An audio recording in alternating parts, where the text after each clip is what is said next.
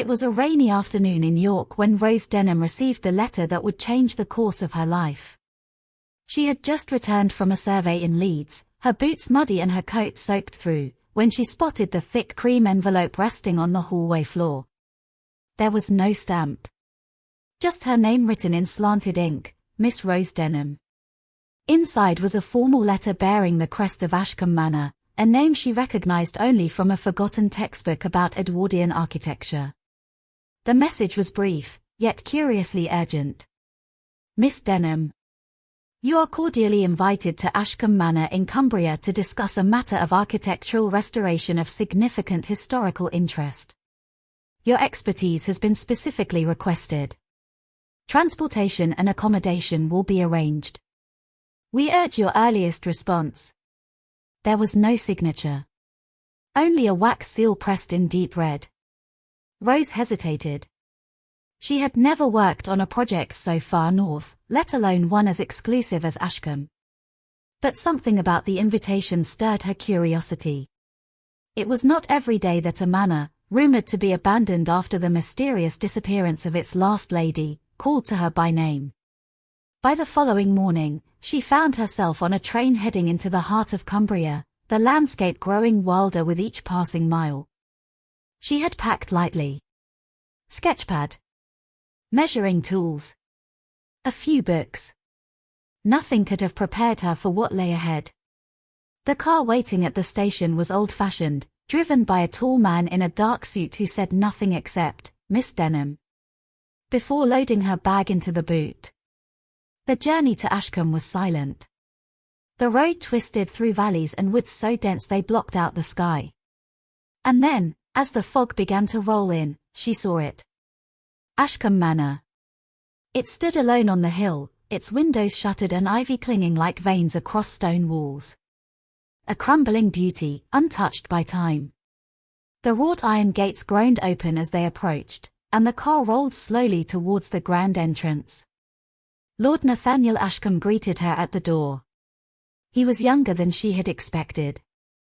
Perhaps in his early 30s. Handsome in a worn, almost tragic way. His dark hair was slightly tousled, and there was a heaviness behind his eyes that no amount of charm could hide. Miss Denham, he said, taking her hand. Thank you for coming.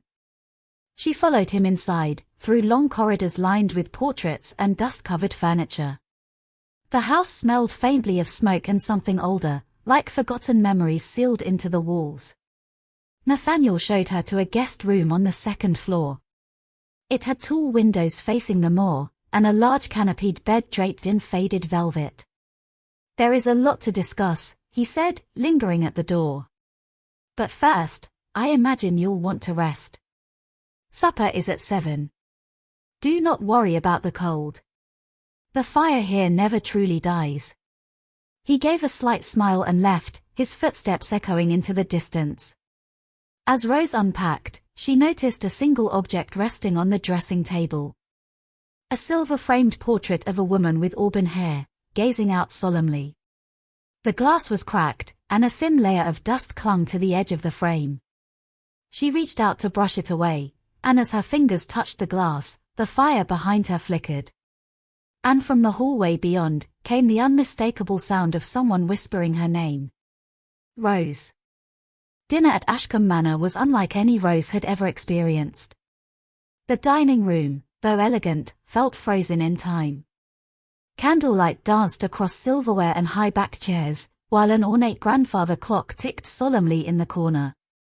Only Lord Nathaniel and a silent housekeeper named Mrs. Pembroke joined her. The air was heavy with something unsaid. Nathaniel spoke little during the meal, choosing instead to ask about her previous projects.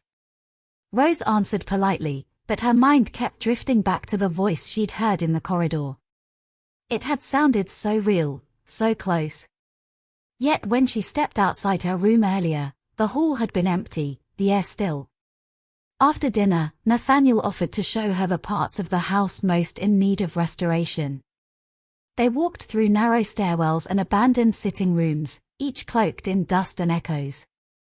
When they reached the east wing, however, he stopped. We do not go beyond this door, he said quietly. Rose blinked. Is it unsafe? His jaw tightened. No. Just private.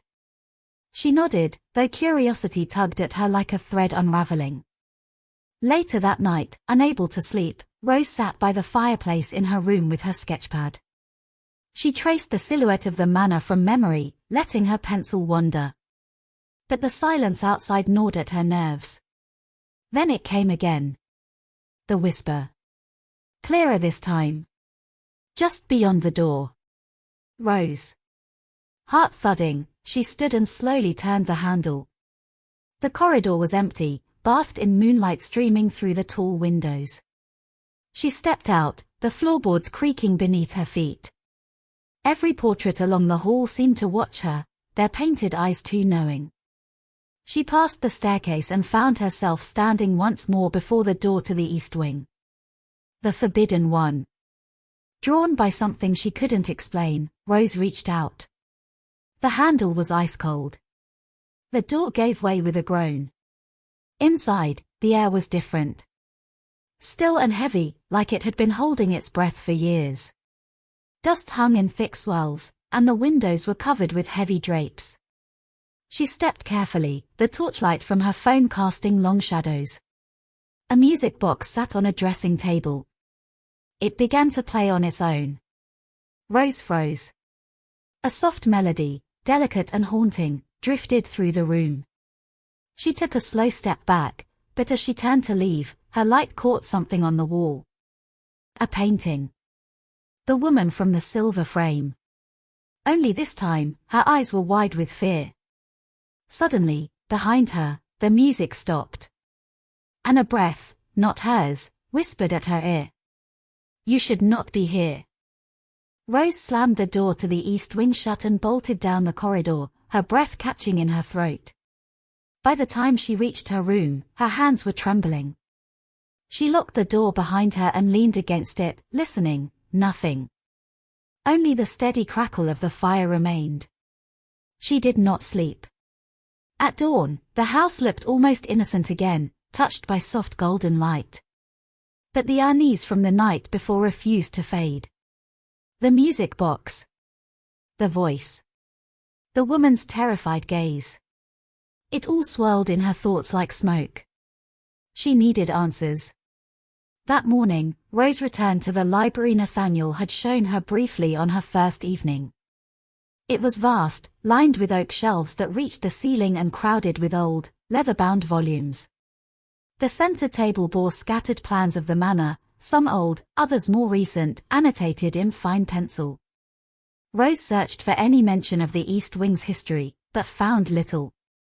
The ledgers skipped over it, as though the space had been deliberately erased from memory. Hours passed. Then, near the fireplace, behind a row of books with warped spines, she found something strange, an uneven wooden panel in the floor. With some effort, she pried it up. Beneath it lay a small, cloth-bound journal, its edges crumbling with age. The cover bore no name, but when she opened it, the first page was unmistakably feminine, looped handwriting, careful ink strokes. To anyone who finds this, I was once Lady Eleanor Ashcombe. And I fear I will not leave this house alive. Rose felt the air drain from her lungs. The pages that followed were filled with entries, some fragmented, others feverish. Lady Eleanor spoke of strange noises at night, of being locked inside her own wing, of Nathaniel changing after their wedding. Of secrets she was not meant to know. He says the house speaks to him. That the past lives in the walls. I think he believes it more than he believes me. And now, he watches me like the others. Like the portraits. Like the house. Rose read until her hands ached. Eleanor had vanished 5 years ago. No trace, no scandal, just a quiet statement that she had left. But that could not be true. The fear in the final pages was not the fear of a woman running away. It was the dread of someone trapped. A sudden knock on the library door made Rose jump. She quickly slipped the journal into her satchel as Nathaniel entered, holding 2 mugs of tea. I thought you might need something warm, he said smoothly. You have been in here all morning. Rose forced a smile. Thank you. His eyes lingered on her, too long. You found something, didn't you? He asked softly. She hesitated. Only dust. He gave a polite smile, but the charm in his eyes was gone. Replaced by something harder. Some dust, he said, placing the mug down. Should stay buried. He left without another word. Rose waited until his footsteps faded, then opened her satchel again. The journal had a map. A hidden stairwell beneath the chapel. And a warning scribbled in bold ink. Do not trust the man who calls himself the master of this house. Rain fell in thin, silent sheets as dusk gathered over Ashcombe Manor. Rose made her way to the old chapel at the rear of the estate just after 7, having waited until the household grew quiet and the windows darkened.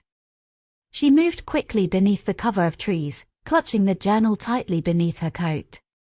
The chapel was modest but ancient, its stained glass windows dull with grime. Inside, candlelight from long-forgotten sconces still lingered faintly, casting shadows across the stone floor. Dust blanketed the pews, and the air was tinged with damp earth and incense long since faded. She approached the altar.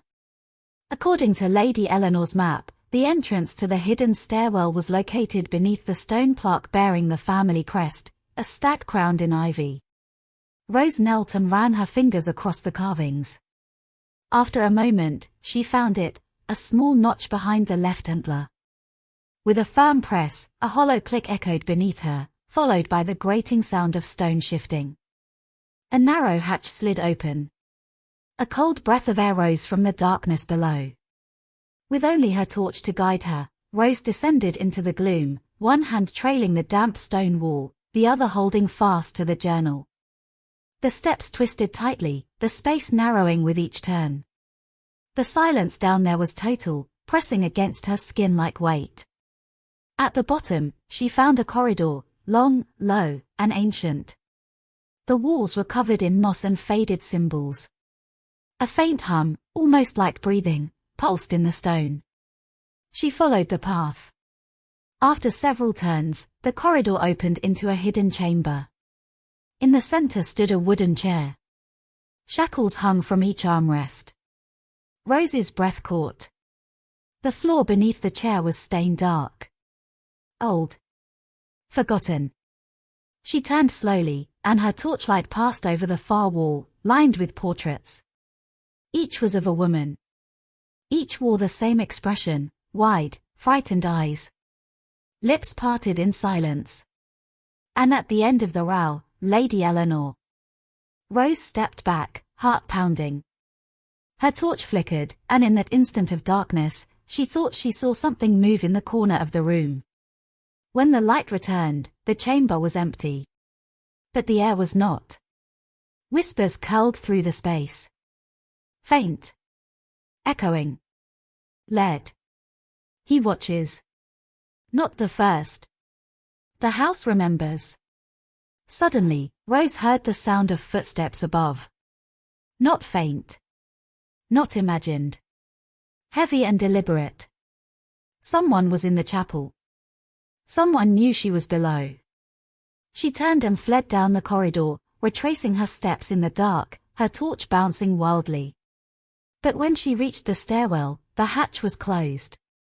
Sealed shut. Then, silence. Except for a single voice, whispering through the stones. You should have left when you had the chance. Trapped beneath the chapel, Rose paced the corridor like a caged animal, her breaths shallow and ragged. Her torch was dimming. She pounded against the sealed hatch with both fists, calling out, but the stone above remained unyielding. There was no reply. No escape. Minutes bled into hours, or so it felt in the dark. The silence was maddening, but worse still were the whispers. They returned in waves, soft, lead voices that seemed to emerge from the very walls. Sometimes pleading. Sometimes laughing. Sometimes screaming. In a moment of panic, Rose hurled her torch against the wall. It bounced, flickered, and revealed something. A second door.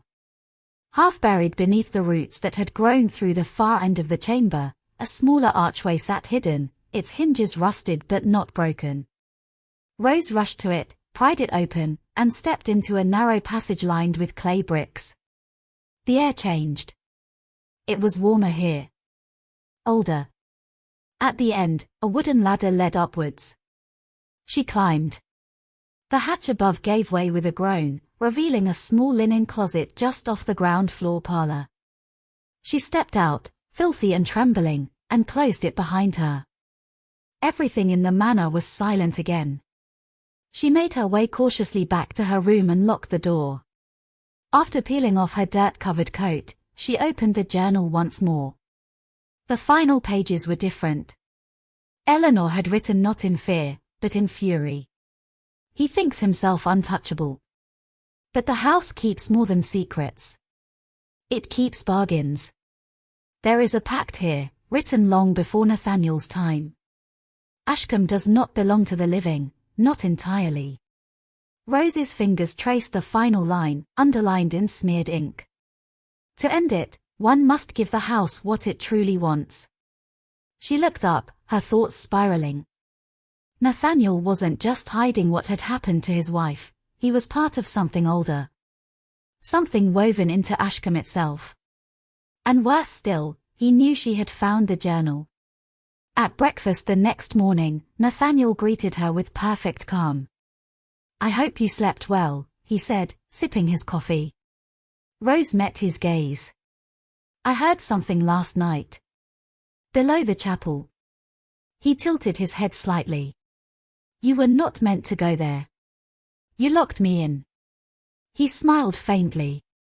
"I protected you, Rose. The house, it has its rules. You've stirred something. You must be careful now." "I want to leave," she said coldly. He leaned forward. "You can't." The room fell deathly quiet. Rose stood up, knocking her chair backwards. But before she could speak, Nathaniel laid a folded piece of paper on the table. It was a letter. Addressed to her. In her own handwriting.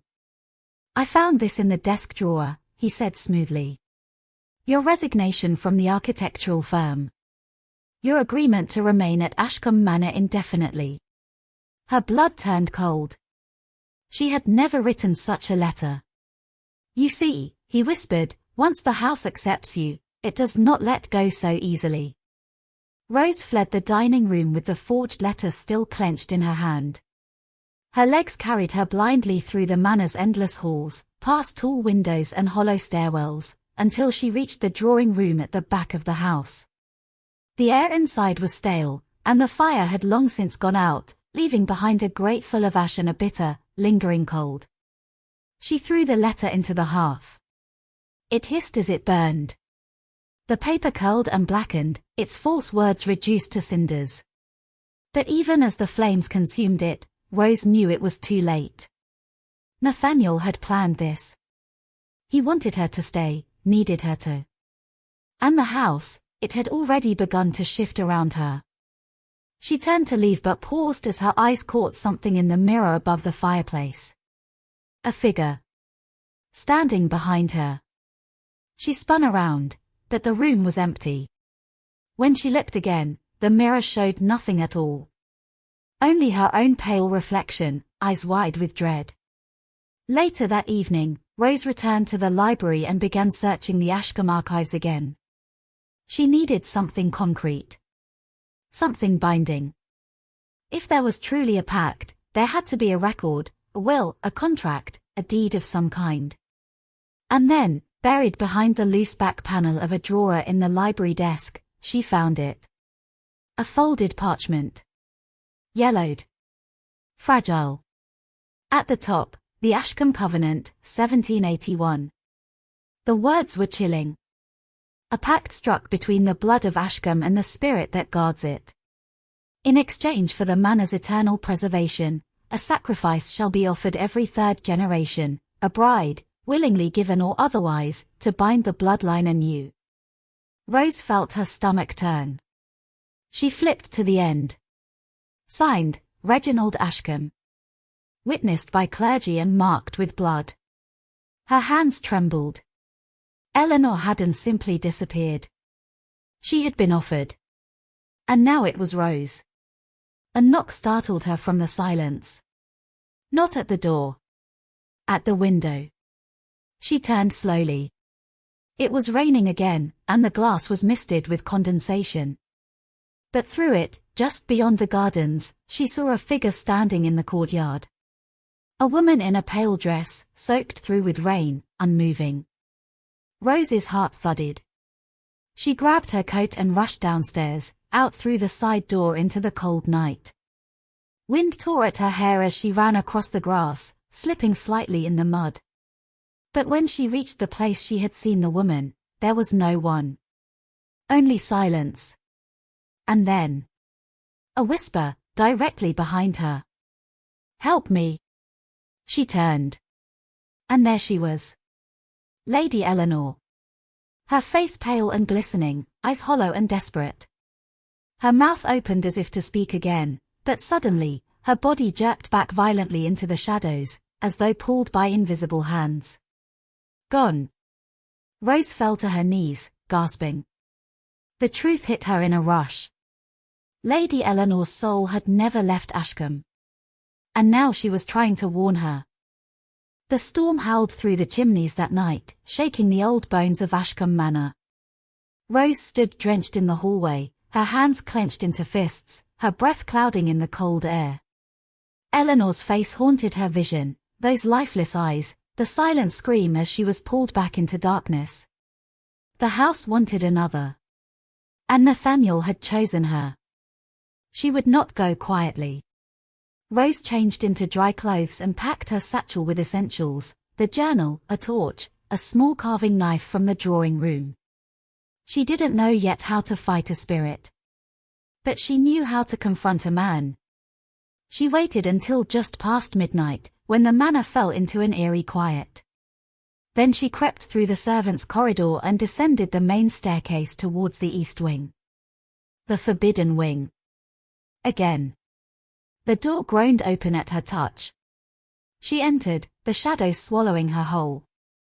The room beyond had changed since her first visit. The dust was gone. The furniture, polished. A fire crackled in the grate, though no one was near. And in the center of the room, Nathaniel. He stood beside a large wooden table, his sleeves rolled up, a candle burning low.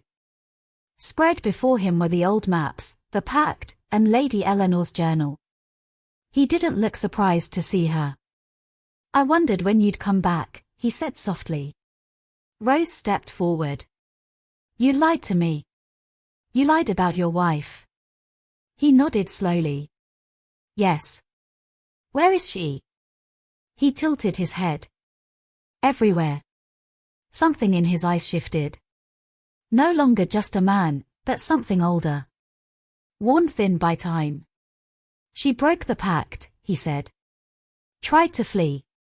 The house did not like that. It took her. And now it wants me." Nathaniel sighed, as though weary of carrying a burden that no one could see. "It always chooses.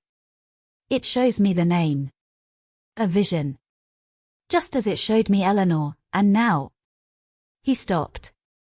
Rose was shaking. "You could stop this," she said. "Destroy the pact. And give up Ashcombe." His voice rose. "This house is more than timber and stone. It is memory. Power. History. I am its keeper. You are its prisoner." He flinched. She saw it, the crack in his armor. "You think you have control," she said. "But you're only here because the house allows it. You signed your life to it. And now you're feeding it." Nathaniel turned away, gripping the edge of the table. "For generations," he whispered, "Ashcombe has endured. Empires fell. Families faded. But not us. The price was never easy, but it kept the house alive. And how many women had to die for it? Rose snapped. He didn't answer. Instead, he walked to the fire and placed his hand directly above the flame. I am bound, he said. The flame curled around his fingers, but did not burn. Rose took a step back. You see now, he murmured. I cannot leave. I cannot stop. But you still have a choice. He turned, eyes darker now. Older. If you stay willingly, the house will keep you. If you resist, it will take you anyway. She felt the walls tighten around her, the air grow thick. Then, from somewhere behind them, a low, dragging sound echoed through the corridor. Not footsteps. Chains. And a voice. Not Nathaniel's. Not Eleanor's. But deeper. Older. You promised us blood. The sound grew louder, metal scraping against stone, echoing through the corridor like a bell tolling the end. Rose backed away from the table, her pulse hammering in her ears. Nathaniel stood still, his gaze fixed on the darkness beyond the door, as though listening to a voice only he could truly understand. Then came the whisper, low, guttural, and ancient. Bring her to us. Rose turned to run, but the door slammed shut behind her with a violent force. She was trapped. Nathaniel's voice followed her. Calm. Measured. You cannot outrun the house. It knows its own. The walls began to tremble softly. The portraits on the walls, those frozen women with fearful eyes, seemed to shift, watching. Waiting. Eleanor's portrait stared straight at her, mouth parted as if about to scream. Rose spun around to face him. If this house wants blood, she said, breathless, then let it have yours. She lunged. Not with the knife, but with the journal. She hurled it into the flames. Nathaniel's eyes widened. No. But it was too late. The old parchment caught quickly. The ink flared blue as the ancient blood-bound words burned. The manor groaned. The fire roared higher, unnaturally high, licking the mantelpiece. Cracks snaked across the stone floor. The room tilted with a terrible lurch, as if the very foundation had been shaken loose. Nathaniel fell to his knees, hands clawing at the floor. You don't understand. I am the vessel. Without me. The fire exploded upward. From the walls came screams. Not just Eleanor, but all of them. Every woman sacrificed, every name forgotten. Their voices rose in a chorus of fury and freedom. The chains were breaking. Rose stumbled back as the flames swallowed the entire hearth. A gust of hot wind knocked her to the floor. And through the smoke, Lady Eleanor stood before her. No longer a shadow. Her skin was pale but whole. Her hair clung to her shoulders. Her eyes, clear and filled with tears. She knelt and placed a hand over Rose's heart. Run, she said. The manor began to collapse. Rose bolted through the smoking halls, fire licking at the tapestries, wood splintering beneath her feet. Portraits fell from the walls. Chandeliers crashed to the floor. The air was thick with ash and heat and the shrieking voices of the house's past. She reached the front door. It opened. Just once. She ran. Out into the rain-soaked grass, through the iron gates that had never opened for anyone before. Behind her, Ashcombe Manor burned, not with fire, but with light. A golden, spectral blaze that devoured it from within, floor by floor, window by window. And in the highest window, framed in smoke and ruin, Nathaniel watched her go. His face pale. Expression unreadable. Then, he was gone.